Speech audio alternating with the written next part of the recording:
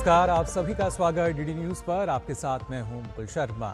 खबरों की दुनिया में इस वक्त कौन सी खबरें सुर्खियों में बनी हुई हैं और क्या कुछ बड़ी खबर इस वक्त की, वो तमाम आपको बताएंगे। लेकिन सबसे पहले आइए नजर डालते हैं हेडलाइंस पर। मॉनसून सत्र से पहले सर्वदलीय बैठक से एनसीपीआई के बुलाए जाने पर विपक्ष का सांकेतिक वॉकआउट। फिर से सर्वदलीय बैठक में पहुंचा विपक्ष। सत्र से पहले किरेन रिजिजू का सभी दलों से संसद की कार्यवाही सुचारू रूप से चलाने का किया आग्रह।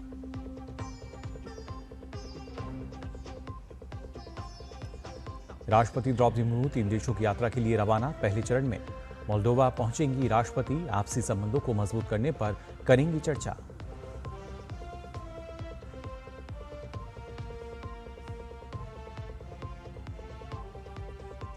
गृहमंत्री अमित शाह कोलकाता में राज्य की कानून व्यवस्था की स्थिति की कर रहे हैं समीक्षा। कई परियोजनाओं का करेंगे उद्घाटन और शिलान्यास।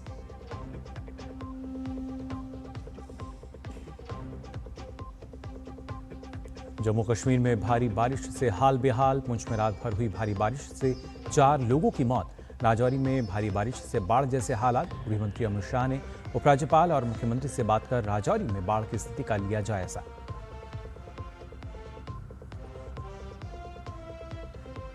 स्टार शूटर पीवी सिंधु ने जापान ओपन का खिताब जीता। फाइनल में जापान की अकाने यामागुची को 21-17, 21-17 से दी मात।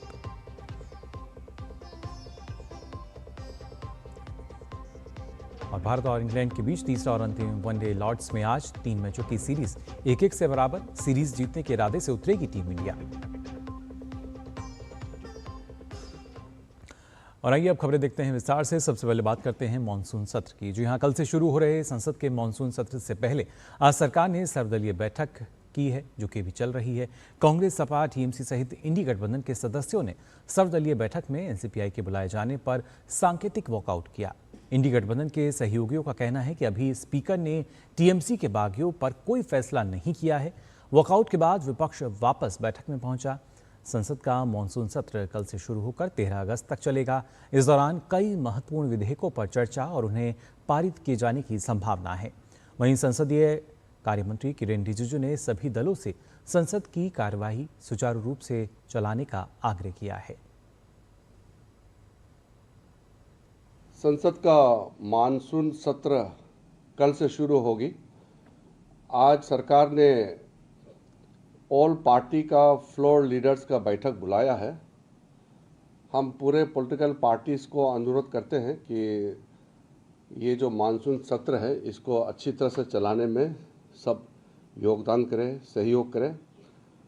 पार्लियामेंट सबका है और सरकार जो भी बिजनेस बिल्स लेके आएंगे, मैं उम्मीद करता हूं कि सारे अपोजिशन पार्टीज़ और रूलिंग पार्टी सारे मेंबर्स अच्छी तरह से हिस्सा लेंगे। पार्लियामेंट जितना अच्छा से चलेगा उतना ही देश का भला होगा। मॉनसून सत्र में लोकसभा में सांसदों के बैठने का गणित बदल गया है। अब 48 सांसदों की सिटिंग में बदलाव आया है। ममता बनर्जी का साथ छोड़ने वाले टीएमसी के 20 बागी सांसदों को लोकसभा में अलग बैठने की मंजूरी मिल गई है। 15 जून को तृणमूल कांग्रेस के 20 सांसदों ने national citizens party of India यानी एनसीपीआई से विलय कर लिया था। 8 जून को टीएमसी के लोकसभा के 28 सांसदों में से 20 ने एनडीए सरकार को समर्थन देने का फैसला किया था। सांसद और टीएमसी की पूर्व नेता काकुली घोष दस्तेदार ने कहा था कि सांसदों के साइन वाला पत्र लोकसभा स्पीकर ओम बिरला को भेज दिया गया था। बागी सांसदों ने एनसीपीआई में विलय किया था। एनसीपीआई बंगाल में रजिस्टर्ड पार्टी है। त्रिपुरा से चुनावी शुरुआत की गई थी। उधर लोकसभा स्पीकर ओम बिरला ने उद्धव गुट के 6 बागी सांसदों को भी मान्यता दे दी है। 22 जून को उद्धव का साथ छोड़कर 6 सांसद शिंदे गुट में शामिल हो गए थे। ये सांसद भी अब शिंदे गुट के साथ संसद में बैठेंगे। वहीं अगर बात डीएमके की भी करें तो डीएमके के 22 सांसद अब विपक्ष से अलग होकर बैठेंगे। और खासतौर से लोकसभा में मौजूदा स्थिति की अगर बात की जाए तो आपको बता दें एनडीए के पास 317 सांसदों का समर्थन है। वहीं इंडी ब्लॉक की अगर बात की जाए तो 183 सांसद उसमें हैं। और आप देख भी सकते हैं किस तरीके से जो 39 अन्य सांसदों के अलावा 3 स्थान अभी रिक्त हैं। इसमें बशीरहाट, शिलांग और नौगांव की सीटें हैं जो सांसदों के निधन या इस्तीफा देने के कारण खाली हो गई हैं।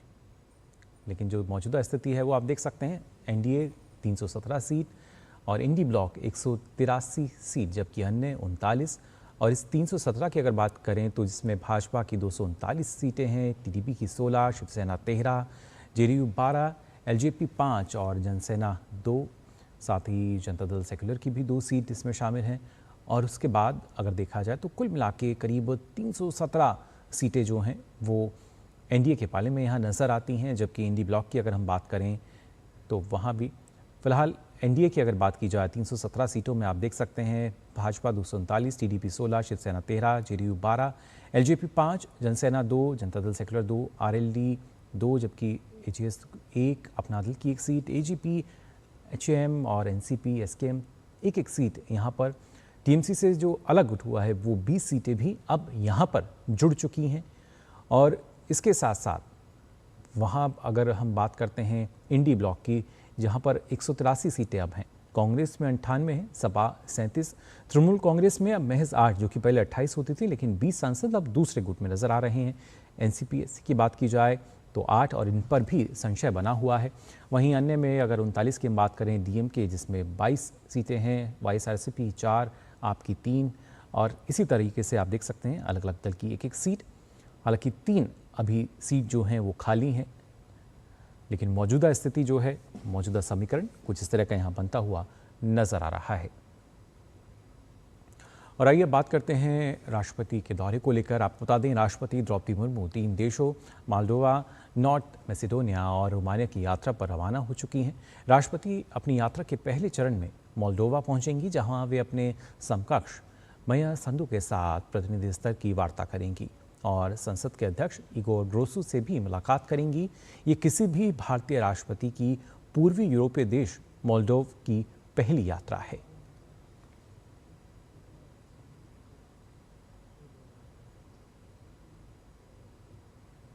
राष्ट्रपति द्रौपदी मुर्मू की पूर्वी यूरोपीय देशों की यात्रा बेहद अहम है। यात्रा से पहले डीडी न्यूज़ ने रोमानिया और मोल्डोव में भारत के राजदूत डॉक्टर मनोज कुमार मोहपात्रा से खास बातचीत की। बातचीत के दौरान उन्होंने भारत और इन देशों के बीच मजबूत होते राजनयिक संबंधों, व्यापार, संस्कृति और आपसी सहयोग के विभिन्न पहलुओं पर चर्चा की। राष्ट्रपति श्रीमती द्रौपदी मुर्मू ईस्टर्न यूरोप के 3 देशों का महत्वपूर्ण दौरा कर रही है, जिसमें रोमानिया है, मोल्डोवा और नॉर्थ मैसेडोनिया है। इस पे बात करने के लिए हमारे साथ जुड़े हैं इंडिया के एम्बेसडर जो रोमानिया और मोल्डोवा के हैं, डॉक्टर मनोज कुमार मोहपात्रा। एम्बेसडर साहब, आपसे भी ये जानना चाहूँगा कि ये जो दौरा हो रहा है ऑनरेबल प्रेसिडेंट का, ये कितना महत्वपूर्ण है और इससे बायलैटरल रिलेशंस जो इंडिया रोमानिया और इंडिया मोल्डोवा के हैं वो कितनी स्ट्रेंथन होंगी? ये महत्वपूर्ण इसीलिए है कि जो कंपोनेंट हम चाहते हैं हमारा वो सारे वही कंपोनेंट उसमें है। संपूर्ण विजिट हो रहा है। ये बिजनेस कंपोनेंट भी है, कम्युनिटी का कंपोनेंट भी है, पार्लियामेंट कंपोनेंट भी है एंड लीडरशिप का जो एंगेजमेंट है, नया कैसे आइडिया जो होगा। एंड इस दौरान भी हम जो कर रहे हैं जो पीपल टू पीपल कनेक्शन को जो स्ट्रेंथन करने के लिए, मोल्डोवा में हमारा लगभग 1800 का 1900 का आसपास में जो इंडियन स्टूडेंट यहाँ पर हायर स्टडी कर रहे हैं, पर्टिकुलर मेडिसिन और वेटरनरी साइंस में कर रहे हैं। जो पीपल टू पीपल कनेक्शन जो हो रहा है, हम चाहते हैं कि और उसको आगे बढ़े। हम चाहते हैं कि उनका स्टूडेंट भी इंडिया में आए। अभी इंडिया के स्टूडेंट काफ़ी आदमी गए थे योगा एंड आयुर्वेद को पढ़ने के लिए। हम चाहते हैं कि आर्टिफिशियल इंटेलिजेंस जो है हमारा कंपनी जो इंडिया में इम्प्लीमेंट कर रहे हैं, whether health sector, agriculture sector, education sector or any sector that we are talking about, artificial intelligence का जहाँ पर यूज हो रहा है, हम चाहते हैं कि हमारा कंपनीज यहाँ पर भी यूज करें। एंड डिफेंस एक नया है, जब हमने खुद आत्मनिर्भर बन गए, डिफेंस का इक्विपमेंट्स हम खुद हमारे लिए मैन्युफैक्चर करें, हमारा companies they want to come here, वहाँ पर आने के वहाँ पर मैन्युफैक्चर करना चाहते हैं। भारत के जो बायलैटरल रिलेशन इन कंट्रीज़ के साथ और यहाँ पे किस तरह की बिजनेस अपॉर्चुनिटीज़ देशवासियों को मिल रही है, तो इन सब चीज़ों पे बात हुई एम्बेसडर साहब के साथ, कैमरामैन पुत सिंह नेगी के साथ। मैं शबीर डार, डीडी न्यूज़, मोल्डोवा। और दक्षिण पूर्वी यूरोप में स्थित नॉर्थ मैसेडोनिया के साथ भारत के संबंध लगातार मजबूत हो रहे हैं।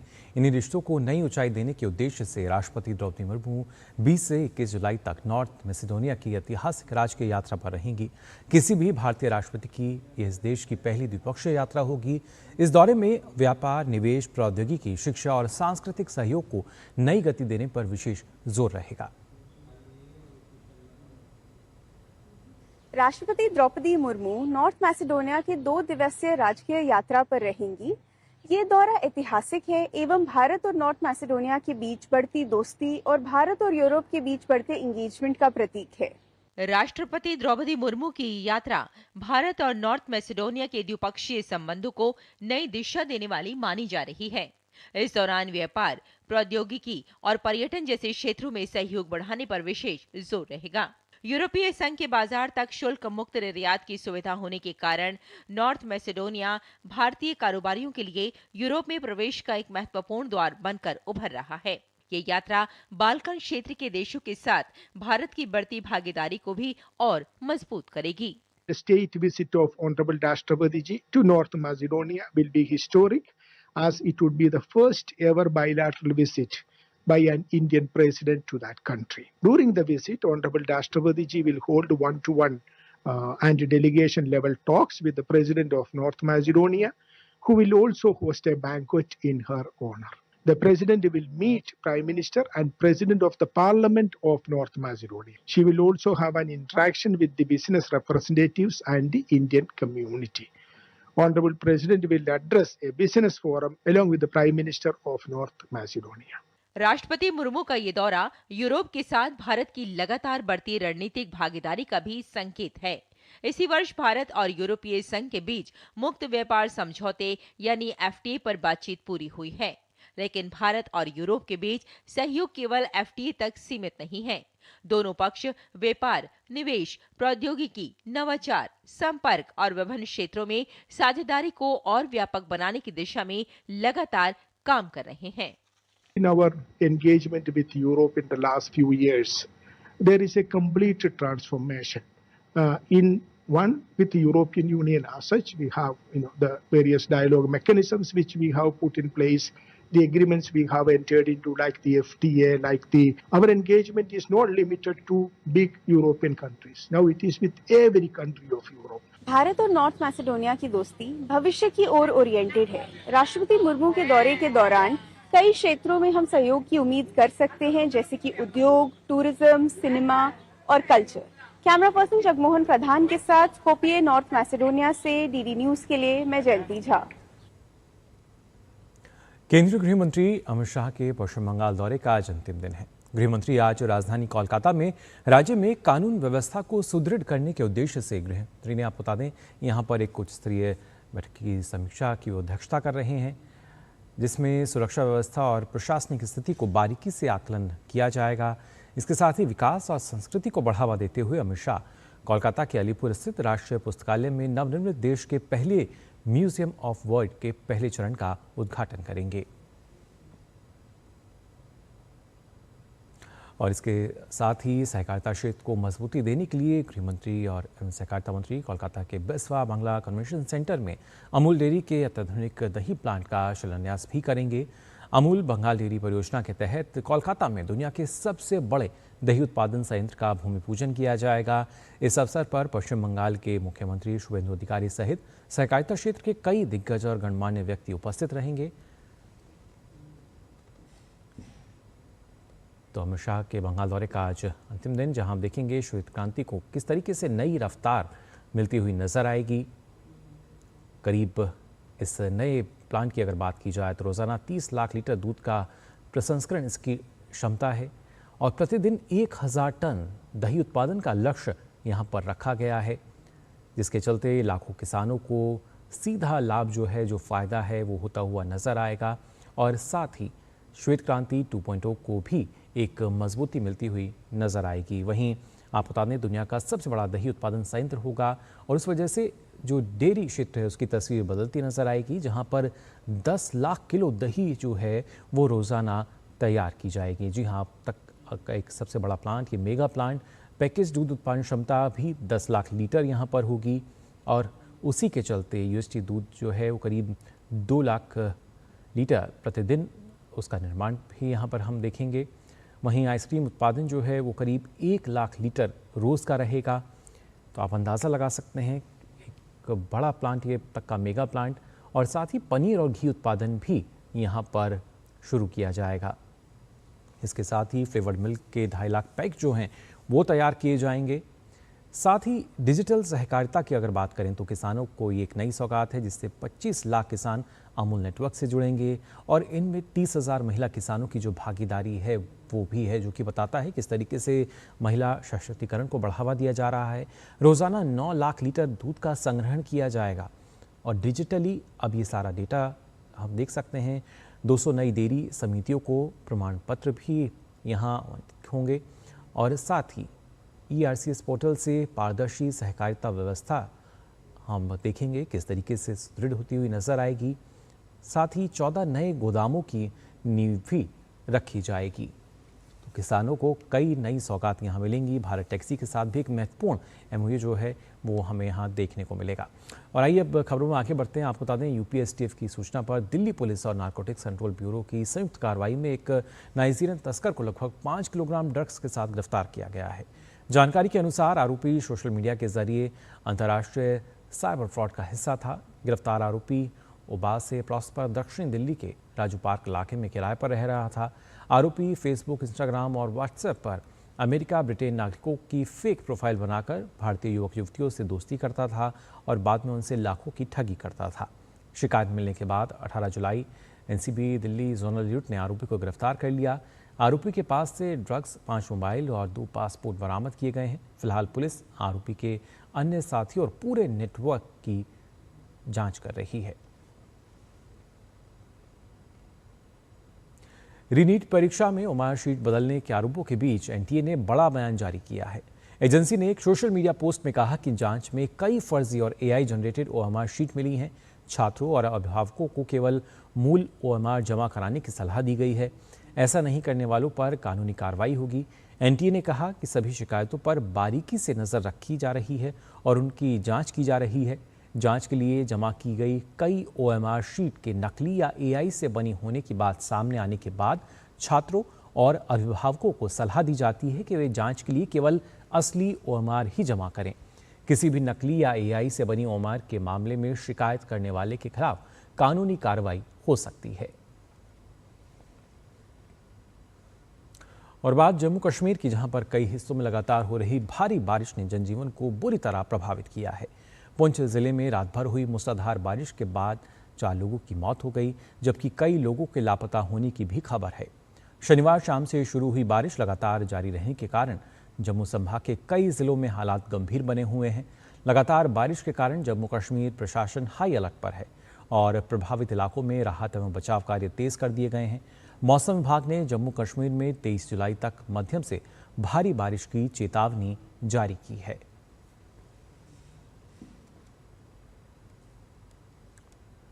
शाम से ही बहुत ही तेज बारिश चल रही थी और रात को भी जो क्लाउड ब्रस्ट हुआ और बहुत ही थंडरिंग थी। इसके चलते हुए कल रात से जो पुंछ रिवर है ये बहुत ही ज़्यादा पानी इसमें आ चुका है और इसके जो साथ वाले जो कुछ स्ट्रक्चर थे और जो कुछ वो भी काफ़ी बहे हैं। सारी एडमिनिस्ट्रेशन इसमें जुट चुकी है कि जल्द से जल्द जितने भी नज़दीक के जो लोग हैं उनको पीछे किया जाए, दूर किया जाए, ताकि आज का भी जो एडवाइजरी आई है उसमें भी है कि आज बहुत ज़्यादा बारिश होनी है। इसलिए जो हमारी एडमिनिस्ट्रेशन बहुत सतर्क है, जितने भी नज़दीक के लोग हैं उनको पीछे किया जा रहा है और कोशिश की जा रही है कि रिवर के नज़दीक कोई ना आए। किसी किस्म का अभी तक कोई जो है जानी नुकसान नहीं हुआ और ना ही हो तो अच्छी बात है। माली नुकसान बहुत ज़्यादा हुआ। हम देख रहे हैं साइडों पर जितने स्ट्रक्चर थे वो तमाम स्ट्रक्चर बह गए। एडमिनिस्ट्रेशन ने एक एडवाइजरी जारी की है और एडमिनिस्ट्रेशन भी लगी हुई है, हर आदमी को अवेयर कर रही है। वहीं राजौरी जिले में आज सुबह अचानक आई बाढ़ से निचले इलाकों में पानी भर गया और सैकड़ों लोगों को सुरक्षित स्थानों पर पहुंचाया गया। राजौरी में भारी बारिश के कारण नदियां और नाले उफान पर आ गए हैं। नए बस अड्डे समेत कई निचले इलाकों में बाढ़ का पानी भर गया है। तटबंध टूटने और तेज बहाव के कारण कई वाहन बह गए या पानी में डूब गए।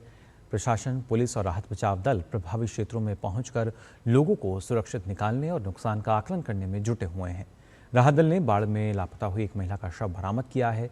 जानमाल के और भी नुकसान की आशंका जताई गई है। फिलहाल खराब मौसम को देखते हुए पड़ोसी रियासी जिले में श्री शिव खोड़ी यात्रा रोक दी गई है। राजौरी के दरहली, खांडली, सुक्तोह और जमोला समेत सभी प्रमुख नदियों में बाढ़ की स्थिति बनी हुई है। अधिकारियों ने बताया कि इनमें से कई नदियां खतरे के निशान के करीब या उससे ऊपर बह रही हैं, जिसके चलते आसपास के कई इलाके जलमग्न हो गए हैं। पानी आया था 3 बजे। अच्छा। हाँ, 3 बजे पानी आया था। इस साइड से नहीं, ऊपर वाली साइड से पानी आया, एकदम पानी आया कि पता ही नहीं चला। कितना नुकसान हुआ आपको? नुकसान बाबूजी बहुत कुछ हुआ है, सब कुछ बह गया पानी में। गाड़ियाँ चली गई पानी में, घर के जो कपड़े थे, जो भी सामान था जरूरी, सब बह गया, कुछ भी नहीं रहा, कुछ भी नहीं। और जम्मू कश्मीर में लगातार जारी बारिश के बीच मौजूदा हालात किस तरीके हैं, इसका जायजा लिया हमारे संवाददाता अंकित केसर ने। बीती रात से हो रही बारिश के चलते राजौरी के अंदर नदियां नाले उफान पर हैं। ये सीधी तस्वीरें आपको दूरदर्शन के माध्यम से हम राजौरी के फ्लैश फ्लड एरिया से बता रहे हैं। ये जो पूरा का पूरा दरहाली नाला है, आप देखें कि डेंजर लेवल से भी ऊपर की ओर बह रहा है। और ये जो सामने पार आप जो ये घर देख रहे हैं, ये घर भी पूरी तरह से इस नाले की चपेट में आ चुके हैं। इस और ये जो झुग्गी बस्ती का आप ये एरिया देख रहे हैं, यहाँ पे भी लगभग आधे से ज़्यादा झुग्गियाँ जो है वो बह चुकी हैं। लोगों का बिजनेस एस्टेब्लिशमेंट से लेकर लोगों के घरों तक जो है वो पानी आ चुका है। और डिस्ट्रिक्ट एडमिनिस्ट्रेशन राजौरी इस वक्त पूरी तरह से हाई अलर्ट पे है। राजौरी पुलिस की टीमें जो है अलग अलग इलाकों में निकल चुकी हैं ताकि लोगों को पूरी तरह से उनकी मदद की जा सके, उन्हें राहत पहुँचाई जा सके। बीती रात से हो रही बारिश के चलते और बारिश और खराब मौसम को देखते हुए प्रशासन ने एहतियाती कदम उठाते हुए आपको बता दें रविवार को श्री अमरनाथ यात्रा और श्री माता वैष्णो देवी यात्रा को अस्थायी रूप से रोक दिया है। अमरनाथ यात्रियों को ले जाने वाले किसी भी वाहन काफिले को जम्मू के भगवती नगर बेस कैंप से बालटाल और पहलगाम बेस कैंप की ओर जाने की अनुमति नहीं दी जाएगी। प्रशासन ने श्रद्धालुओं से अपील की है कि वे अधिकारियों के निर्देशों का पालन करें और अगले आदेश तक यात्रा स्थगित रखें। हालांकि इस बीच जम्मू कश्मीर के मुख्यमंत्री उमर अब्दुल्ला ने कहा है कि मौसम विभाग की चेतावनी और जम्मू संभाग के कुछ हिस्सों में बनी गंभीर स्थिति को देखते हुए वे आज दोपहर दिल्ली से जम्मू के लिए रवाना होंगे और हालात का खुद जायजा लेंगे। मुख्यमंत्री ने कहा कि राज्य का दर्जा बहाल करने की मांग को लेकर जम्मू कश्मीर नेशनल कॉन्फ्रेंस के अध्यक्ष डॉक्टर फारूक अब्दुल्ला के नेतृत्व में प्रस्तावित विरोध प्रदर्शन तय कार्यक्रम के अनुसार ही जारी रहेगा। वहीं उपराज्यपाल मनोज सिन्हा ने सीनियर अधिकारियों से बात की और लगातार बारिश और अचानक आई बाढ़ से प्रभावित राजौरी और पुंछ के हालात का जायजा लिया।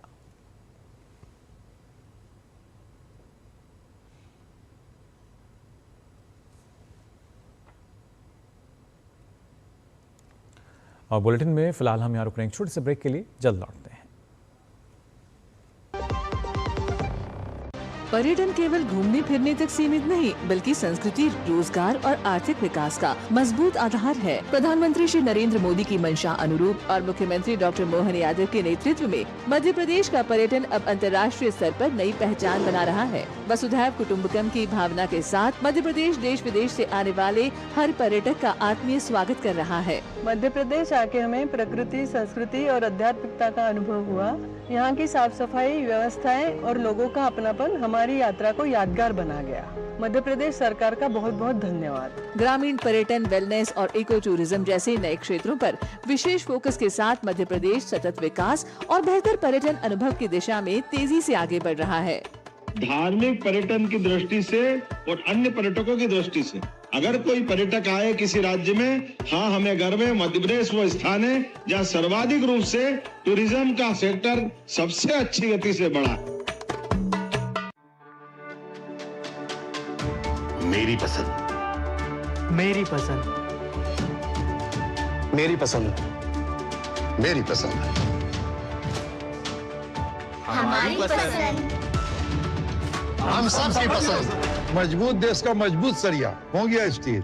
आपको हेल्थ इंश्योरेंस पैसों की बर्बादी लगती है ना? कल जब आपको हॉस्पिटल का लाखों का बिल भरना पड़ेगा ना, तब होगी पैसों की असली बर्बादी। बात करते हैं।